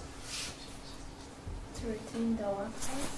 To make the location that the companies are more attractive, because sometimes people have to relocate. And, Yes. move to another company. Yes. Yeah. To make the company a more attractive place to work. Of course. Yeah. I choose the company where I get the better benefits. Yeah. Here I get this company car. Here I get this company. So I better choose this one, right? Because here I get an A8. Here I get an A6. Yeah. But not only for attracting people, also for retaining people, benefits might be interesting. Do we have it here? Here, interest-free building loan. What is that? Some companies have this. They offer to their people, if you buy a house or a flat nearby the company, yeah, you get a loan interest-free. Credit, Baukredit. Yeah. You get 50,000 euro and you don't have to pay any interest. Yeah. Why do companies do this? So they build houses and stay there. Right. Because Yeah. when you have a house, you will stay there. Yeah. This is especially relevant for companies which are located somewhere nowhere. Okay? Think about companies like Marquardt in Riedheim. Everybody who works at Marquardt lives in Riedheim, and everybody who lives in Riedheim works at Marquardt. Yeah? Everybody who lives in Schiltach works at Hans Grohe. Yeah? So, if somebody builds a house in Schiltach or in Riedheim, you will stay with Hans Grohe or Marquardt for the rest of your life. This is the case at least in Germany, right? Okay? You would like to stay where your children grow up because you want to give them a home base, right? I know in different cultures it's different. Okay? But this is a way to retain people. And it's good to retain some people. Yeah, at least most of the people. Okay? What else? How's it with the company car? I mean, most of you will get a company car once you succeed in your career. Once you achieve a certain base pay level, a certain grade, you get the option to get a company car. How does that work? Do you just get the car? No. You have to pay for it. Right? You have to pay for a car. Yeah. Maybe you pay 1% of the price of the company of the car every month. So it's a minor proportion. You pay it every month, but you get the car and you get all the service. Yeah. You get everything, but you don't pay too much. You at least you would not pay as much as you would pay if you would buy the car as a private person. How does that work? What is a typical company car? Passat. Yeah, Passat. Passat. Audi A4 Avant. Yeah. This is a typical company car. Audi A4 Avant. How much is that? 40,000. 40,000, let's say, with everything, navigation system, leather seats, 50,000. 50,000. Now let's say a company like Bosch. They buy 10,000 A4 every year. 10,000. Yeah. What do they get?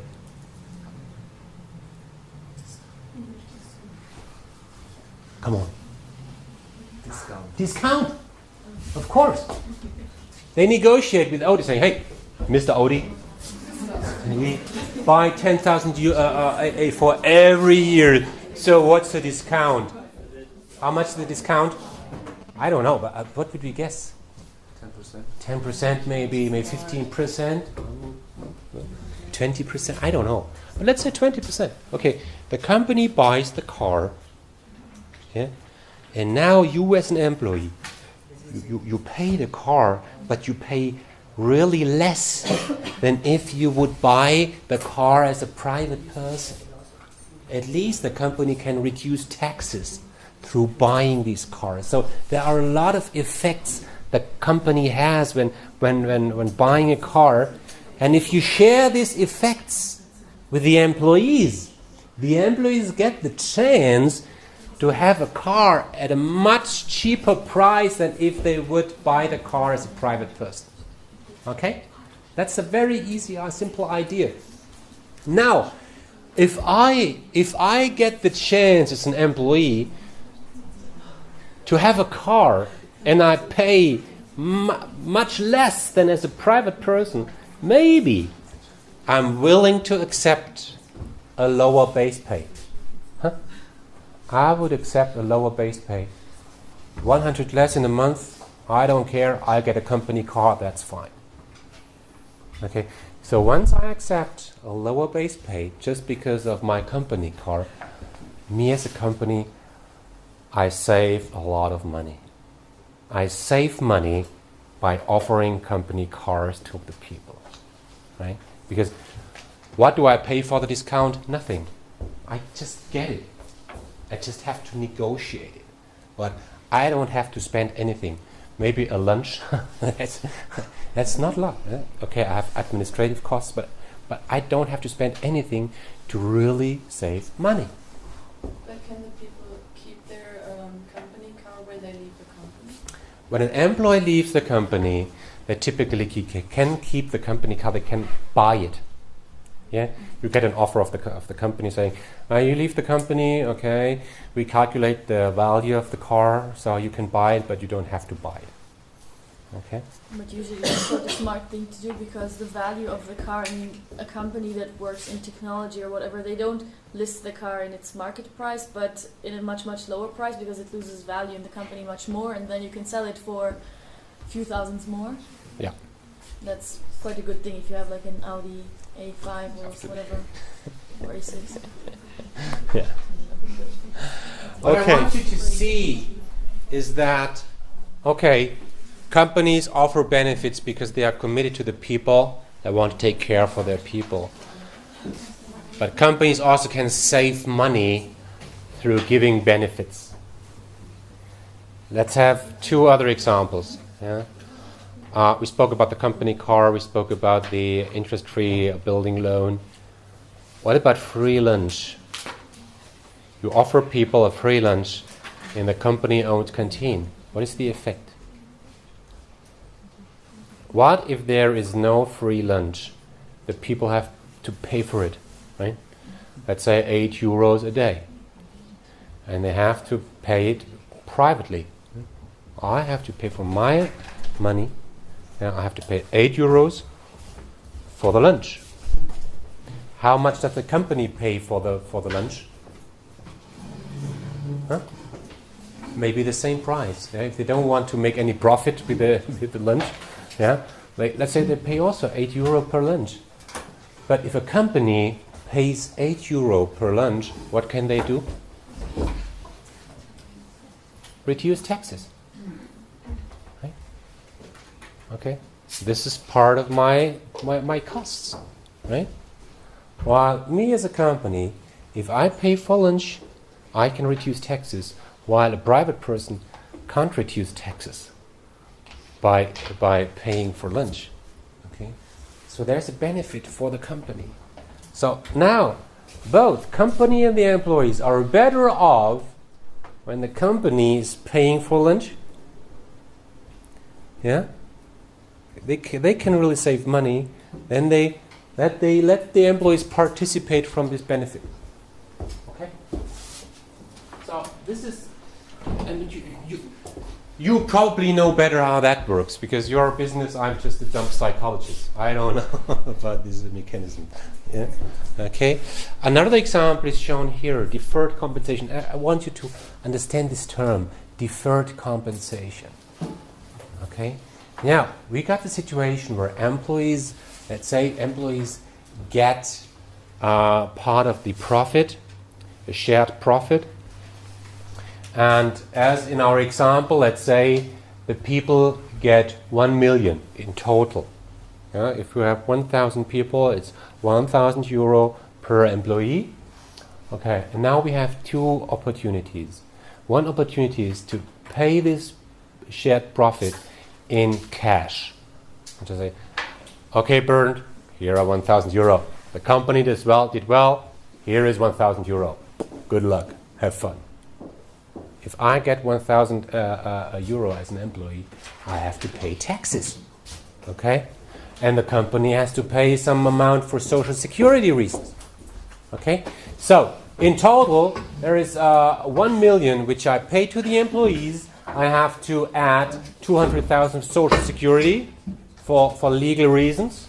Yeah? The employee must equally pay some social security amounts, have to pay taxes, though at the end the employees really got in cash 500,000. Yeah? So the idea is that not to pay the money in cash, would say, well, Bernd, here's €1,000. We put this €1,000 in a fund. Yeah, we save it for your pension. Yeah. And once we do this, we don't have to pay any social security. We don't have to pay taxes for this. It's just there. Okay. So we save all this. So, and here is the difference. The benefits for the company. Yeah, I pay less. I save 200,000, and the employee get more. Okay. I know that. If you are an expert in deferred compensation, you say, okay, it's not that easy. You pay taxes once you get the money back when you are retired. But so there are some mechanisms which show that it's not so clear. But at least the idea you should understand. Not paying money in cash, but put it into your pension. So, and through this, you might save some money. Okay? You can play around with money. So, to sum up here, a packed slide. Yeah, it's just a summary of what we just have shared. I showed that you can save taxes, you can reduce risks, of course, with all the insurances and all this stuff. You can save taxes through benefits. You can attract, retain people through benefits, maybe. Here, the company car example, you can add value, value which is higher than the costs related to certain benefits. And of course, we didn't mention this, some benefits are required by law. Okay? In Germany, I have to pay for health insurances. I have to do this as a company. Okay? Now, real quick, I would like to share with you one concept which is relevant in this particular context. It's flexible benefits. Flexible benefits. A very simple idea. I showed you that companies offer a lot of different things. Insurances, interest-free loans, okay? 100 different things. But not every benefit is of equal value for everybody. That depends on your private situation. It depends on your personal preferences. I mean, a young single, 28 years old, without family, without kids, has different preferences than, let's say, a 45-year-old employee with a family, 3 kids and so. Okay, so different preferences, different private situations. So the interest-free building loan is not of equal value for everybody. Okay, life insurance is not of equal value for everybody. Okay, so different benefits are of different value for different people. So that's a reason why companies used to offer different benefits to the people, saying, well, look, it's like a pizza. Okay, this is the base. Now you can decide whether you want to have some salami, some mushrooms, some whatever you want to have it, so that the entire pizza is of highest value to you. Yeah, for everybody it's equal cost. Yeah, but the value for you is related to your preferences. So people can choose which benefits they want to take. Okay, they can compose the different components of benefits so that they have the highest possible value.